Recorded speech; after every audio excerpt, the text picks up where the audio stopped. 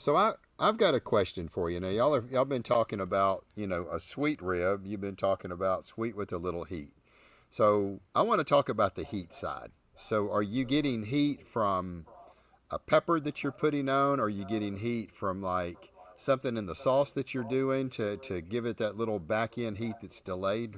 How do y'all go about doing that? Because that's a lot of people have trouble with, like, man, I don't know how to quite get a heat that's balanced. Yeah, anybody can put a ton of pepper, or put a ton, black pepper, or red pepper, or cayenne or something.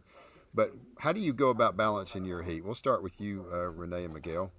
Um, I'll say more of the sauce that we put on it, the glaze Okay, that add heat to it. add a little heat with Not glaze. so much Okay, in the injection or anything like that. so Yeah, it's I more put a little pepper flakes on it, but right, it's right. more comes from the glaze. Yeah, from the glaze. What about you, Brandon? So in my wrap process, I add Southern Hospitality, which is Hmm. um, their Gulf Coast. It's a version of their hospitality, but it's got a little more heat on it. Okay, I use that in my wrap process, and then like Miguel and Renee said, the sauce has got a little back end kick. It's got Blues Hog Original, which has some red pepper flake in it. It's got um, peach habanero, glaze mixed okay. in there. So it's got that little kick to it Little kick as in it well. with. So, I got you. yeah, that's kind of how I get it and get that little back end kick. And Right, right.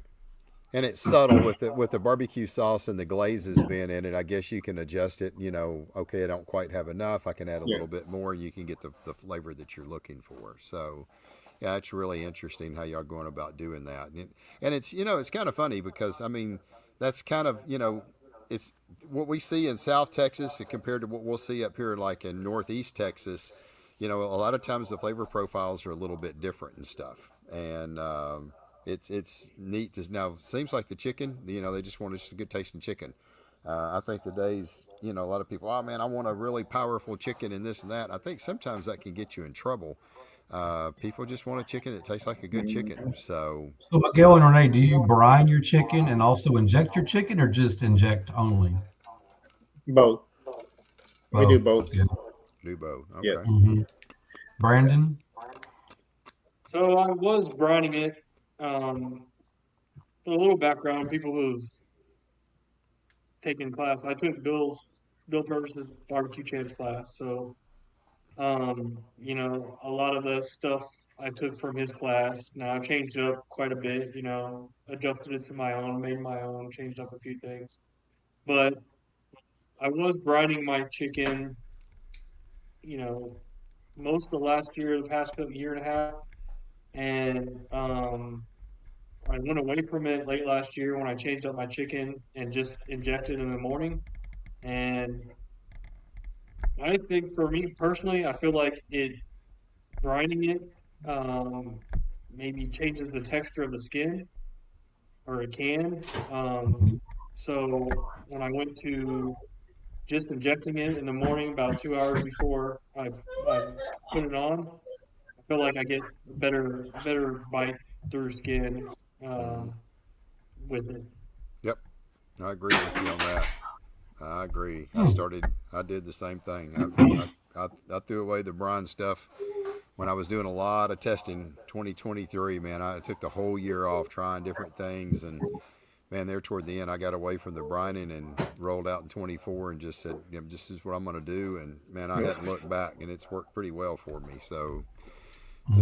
we It, always have that one chicken. We always have the one meat that always gives us troubles, right? Man, I was crushing brisket and ribs, and chicken's all over the place. It'll hit, it don't hit, it hits, it don't hit, and I was trying to find something that really was a consistent chicken, and I just took the year off, and tried a bunch of different things, That's your internet. and man, finally toward the end, I just said, you know what, I'm done with the grill. I'm going back to my WSM. Went back to my 22-inch WSM, and that's all I ever cooked on for 6 years, and man, I ain't going back to grill. I can tell you that. So, and then along the way, I learned a lot of little techniques and things while I was doing it on. I started off on a Weber, then I went to an M16, and I just couldn't get the chicken to do what I wanted it to do. Color, man, I was running that thing anywhere from 350 degrees to 420 degrees, and it just did not give me the flavor that I was looking for on that chicken, and it was showing in the results.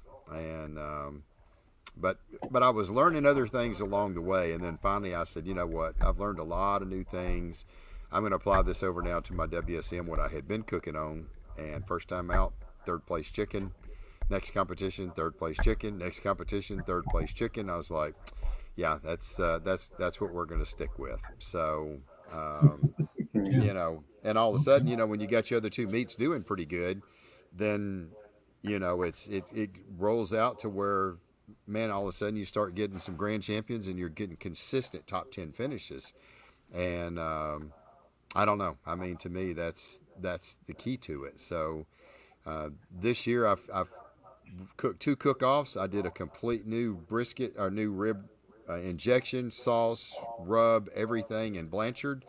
I had a 10th place rib. I went down to Bow Bridge this past weekend or two weekends ago, and I was going to try something different, and it was another 10th place. But that one, first place to 10th place, was separated by 3 points. So I was like, dang, man, that's pretty Yeah, yeah, close, when you have three yeah. points. So it's like, man, that's a good chick. That's a good rib as well. And the other one was good. I just had one judge that said, man, I didn't like your sauce, and they gave me a 6.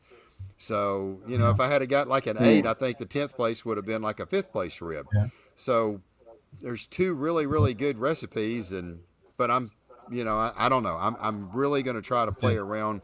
I want to really get aggressive with it like I did chicken, but at the same time, I really want to try to get some more grand champions along the way. But sometimes I think, you have to just take off and say, I've got to try something if you really are trying to get better. So, do you guys ever do that? Do you ever just say, I'm going to concentrate on a certain meat and I want to really try to focus on the one that I'm struggling with the most? So my ribs, most of last year my ribs were carrying me, my ribs and my pork.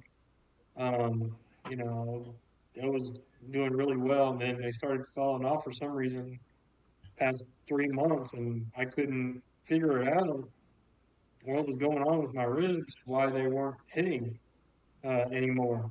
And so last weekend was kind of the breaking point where I said, all right, I need to change up quite a bit because I've always been of the mind from the get go.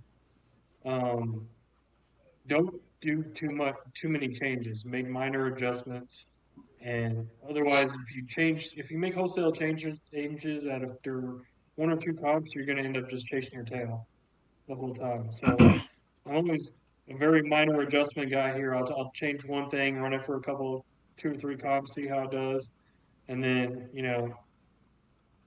go from there. But Yes. just my ribs have not been happy with my ribs at all for the past 3 months. So this weekend it's an all new rib motor. Going back to the OG um, class, simplifying things quite a bit, and cooking on the pellet grill. So it's going to be an all new motor this weekend. We'll see how There it you does. go.